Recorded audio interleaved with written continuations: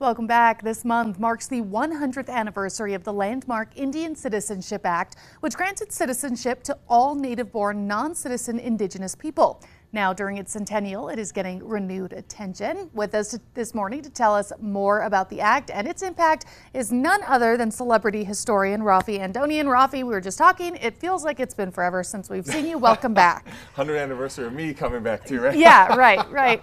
And look, real quick, that for the 100th anniversary was really cool, is that now if you go get the $1 coin that the U.S. Mint puts out, the gold coin, you will find, of course, on the head side, Sacagawea. Sacagawea, of course, one of the most historic, tribal people ever, helping lead Lewis and Clark. But on the tail side, for this year only, in 2024, for the 100th anniversary, is a symbol that helps memorialize the Indian Citizenship Act of 1924, which is the 100th anniversary this month, as you mentioned. And on that side, you will find the eagle staff, which is often a symbol for trust and respect for American Indian groups, and the U.S. flag connected to each other. You're seeing a zoom up of it right there. And that is designed to talk about the dual citizenship that the Indian Citizenship Act was able to usher in. So it's happening right now and in your pocket, and you can check it out. And we were just talking a little bit earlier about this $500 note that is old and worth a ton of money. So who knows, maybe one of these days, one of these coins will be. Yep. Tell us a little bit about the Indian Citizenship Act, Raffi. So what the law actually does is that it establishes birthright citizenship for American Indian peoples. Now, that's really important because in the past, you did not have that for the prior 150 years or so of U.S. history. And so birthright citizenship means they get right of citizenship at birth, and very importantly, they can keep dual citizenship, because there were some citizenship programs in the past, but they would have to give up their tribal citizenship to join U.S. citizenship. Now you didn't have to do that. And you can also hang on to communal properties instead of having to convert over to private property. So it really opened the door quite a bit and changed a lot. It settled that debate that had been going on for more than a century prior.